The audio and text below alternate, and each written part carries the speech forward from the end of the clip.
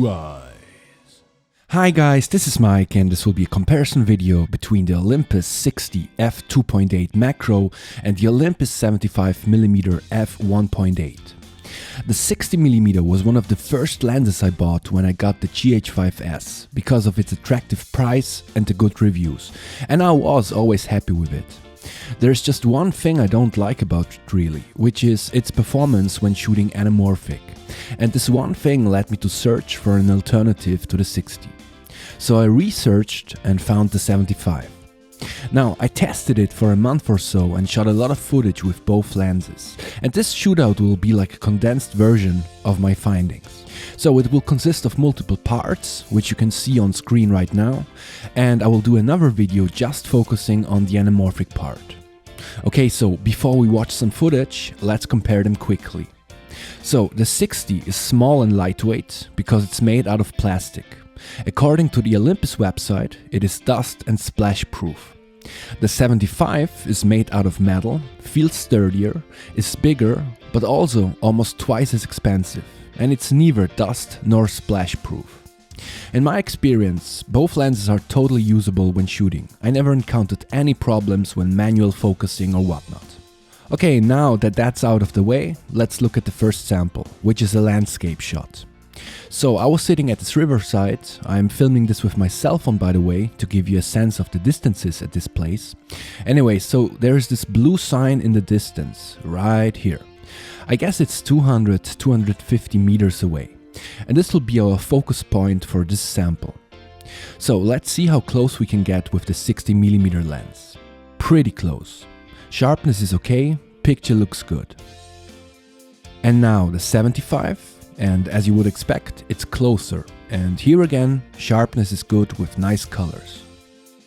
If we zoom in 300%, we can see that the 60 is a tiny little bit softer than the 75. Something that will be true on all the samples. Another landscape shot, because why not? In my opinion, both lenses produce nice images with vivid colors. Next up is autofocus, and here I think both are totally usable. I mean, they don't have the fastest autofocus on the planet, but it's definitely usable. What I noticed is that the 60 focus hunts a little bit when it tries to capture the background, while the 75 focus hunts when it tries to capture the foreground. But again, if you know what to expect, you can work with it or work around it, right?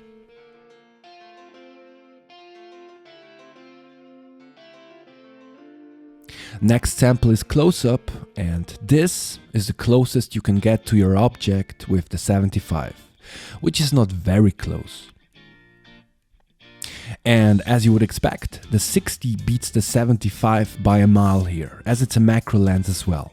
I really love that even at this close proximity you can play around with the focus and you can focus on different areas of your subject. And as you can see here, I really enjoyed doing that. Next up is portrait, so this is my usual shootout situation, two lights in front of me and some ambient light in the background. Both lenses look totally usable, but with the 75 I had to go really far away, almost 4 meters.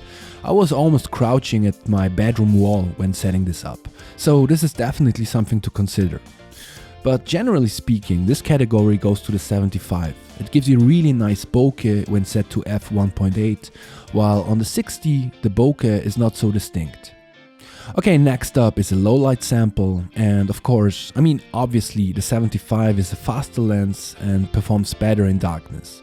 You simply have more range. But even the 60 looks good when set to f2.8. There is really not much to add here. The 75 is just a faster lens. Okay, so now it's time for my conclusion, and let's recap.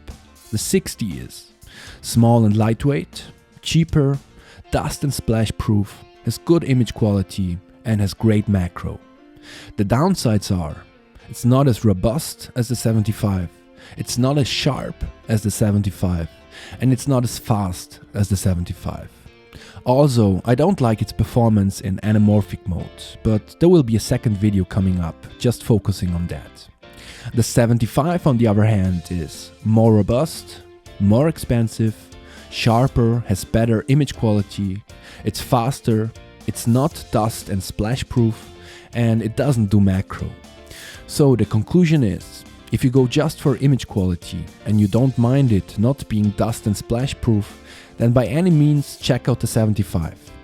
But you have to consider that it's basically a tele lens, especially on a micro four thirds system. So even when you want to do portraits, you need space for that. But if you want a great all-rounder that has good image quality in general use and really shines on macro, then go for the 60. Also, I think its price value is really amazing. Okay, so that was my opinion basically, and that concludes my video. I hope you liked it, guys. Please like and subscribe, and I hope to see you at the second part, where we'll look at the anamorphic performance of these lenses. Have a great day, bye.